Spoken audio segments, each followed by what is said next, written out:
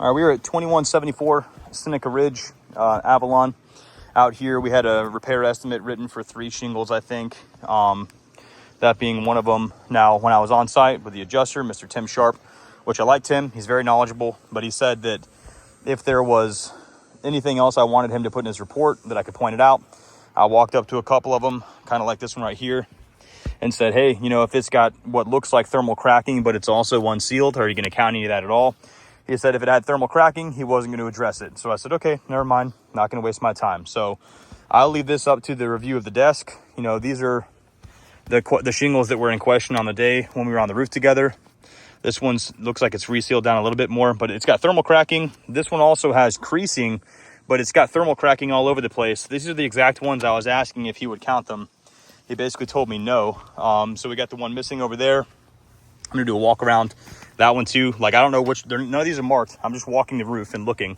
But that one also, to me, looks like creasing across the top, but it has a ton of thermal cracking, which again, he told me he wouldn't consider. He said just because it's delaminated and has thermal cracking doesn't mean it's wind damage, which sure, but there's so much thermal cracking on this roof.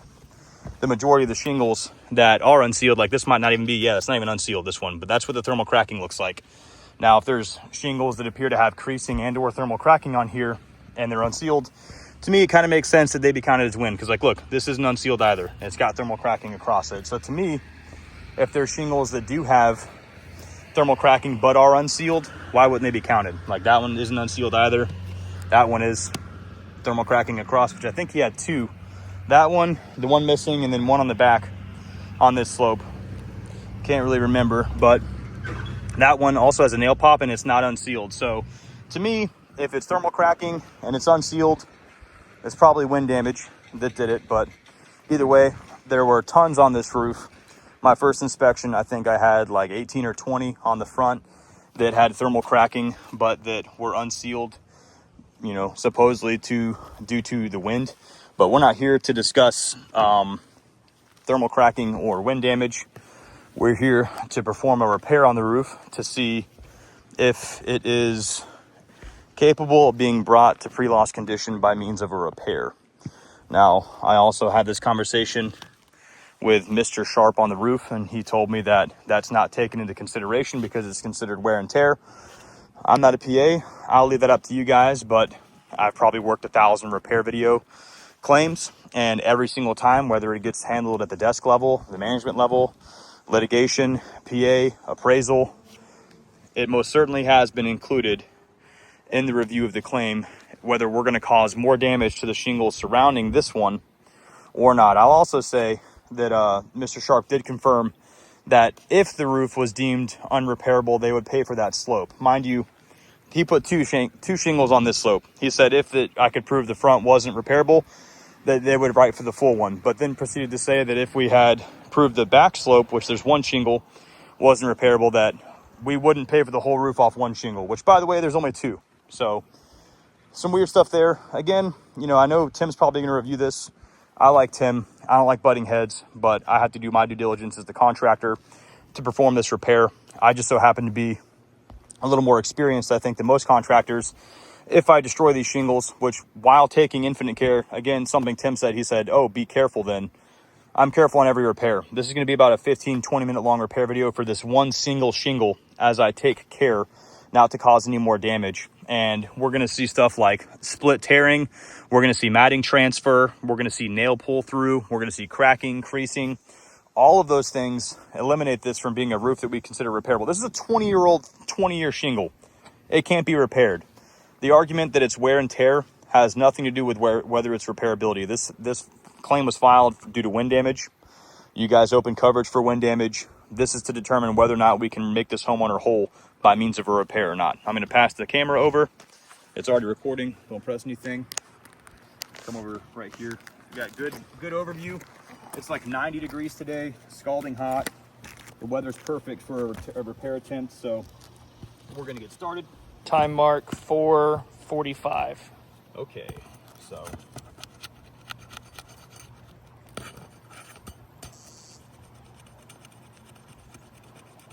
we're going to take some really short, different angles. Now there's a really bad matting transfer here right now. So what I will say, if I wanted to, I could easily rip this matting to pieces if I just pried up on it, but I'm taking care and going slow to try and prevent that. Now get closer here. I want you to watch this.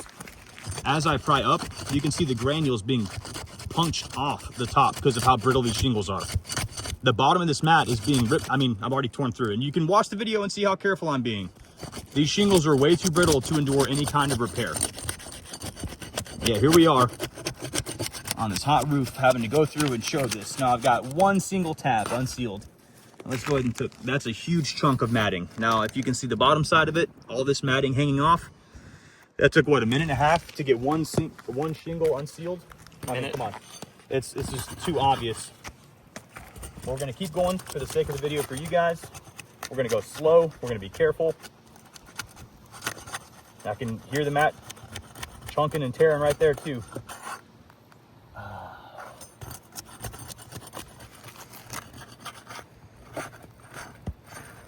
Felt weird right there. All right, so this is first shingle. Now we've got this unsealed.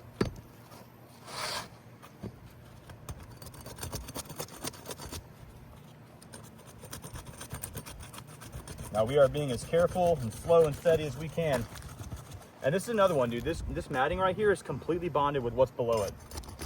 I can't even get underneath the shingle while being slow and careful. This is gonna rip. I can guarantee you it's gonna rip. I'm gonna try my best not to rip it though. And again, it is like 90 degrees plus today. Yeah, show you guys that in the video. You can hear it. Those shingles have bonded together. I'm hitting it with this pry bar, trying my best to be gentle, and huge chunks. Come here.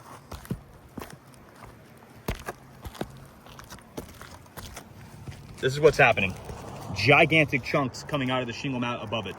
We are quite obviously lowering the integrity and the quality and the value of this roof just by unsealing these shingles. But we got the first row unsealed.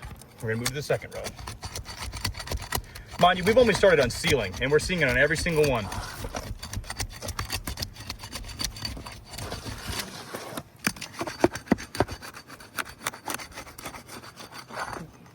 That one.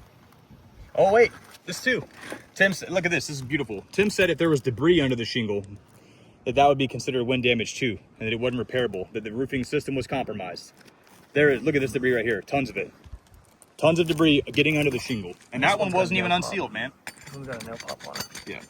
Now, we're gonna continue trying to unseal this, but like I said, these are made of toilet paper at this point. Keep getting these spots where the matting is just super chunky. Again, huge chunks being taken out. So, this is something that's gonna happen on every single one of these shingles. We cannot return this to one seamless, efficient water shedding system by means of a repair. Oh my gosh, dude.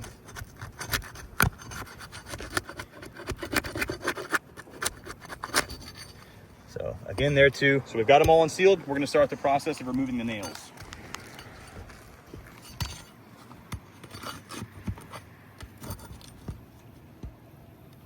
Now, super hot. So these nails are just kind of stuck to this adhesive. Come on, there you go. All right.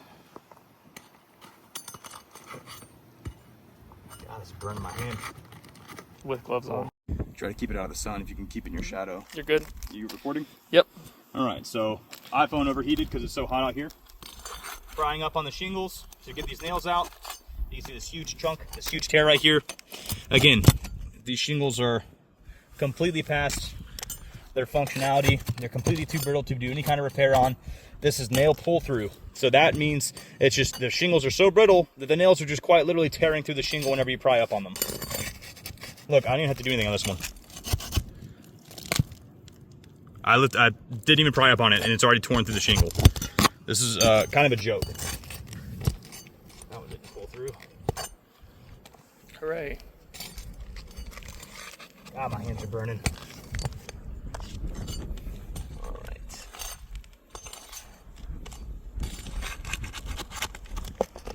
again, nail tore through. We got nail pull through. We got crack increasing, tearing. So we got these tears from the pry bar puncturing it.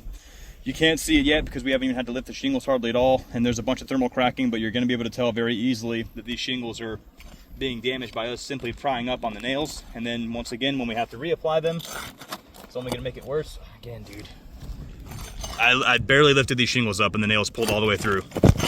That's how brittle these are.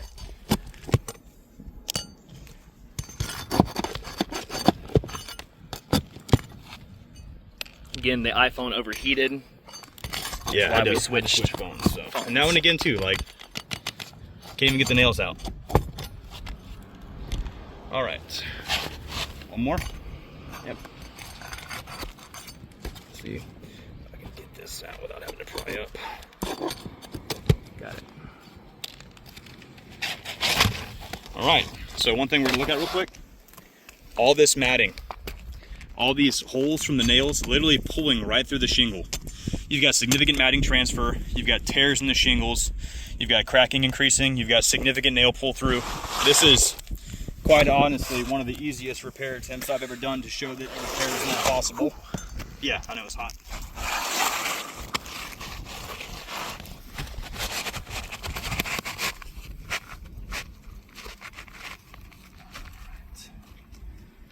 Okay, so got that tucked in. Now, this is the part in the repair process where the damage really comes into play because we have to lift the shingles up high enough to get these nails through. Now, actually, you can see cracking and creasing coming on the top right there, just from us removing the nails.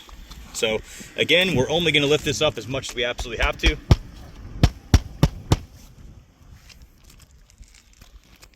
Got a runner down there.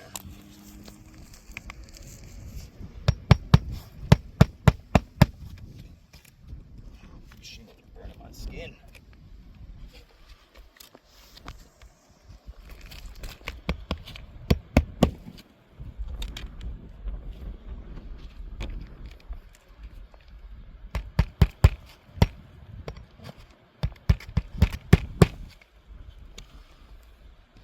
Again, guys, I'm not being overly aggressive. I'm being very careful. I'm only lifting the shingles up as much as I absolutely have to perform this repair. Now, all the thermal cracking is probably going to make it really hard to see the cracking increasing on these shingles. But that is the least of our concerns with a roof system that's this compromised. Again, we can't reuse the nail holes because the nails just pulled right through the shingle. Again, yet another very easy to see piece of evidence that prevents us from being able to return this roof to its pre-loss condition.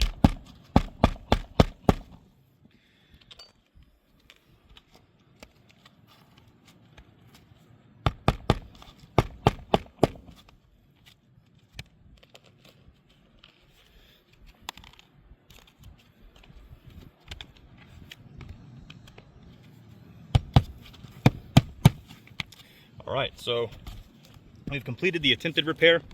We've got huge tears in the shingle.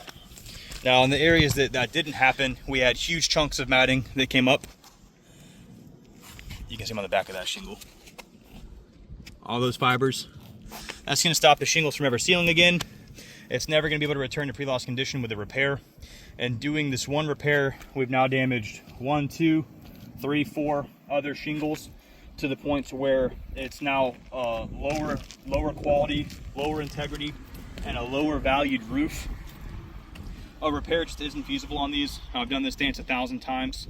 This has 4 of the 5 obvious indicators that a roof is not repairable, that we cannot make the insured whole again by doing this repair. We're gonna get some photos, get some close-ups of the matting transfer on this one too to show you guys.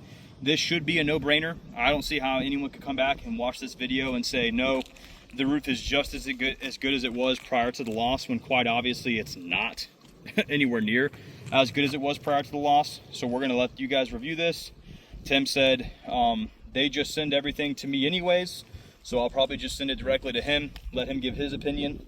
But the things we're looking at here, guys, nail pull through, significant matting transfer. We've got punctures, rips, tears. We've got creasing along the top as well, just from us replacing one shingle. We've now damaged 4. I think it goes without saying we had to replace this roof if we want to make the insured whole again.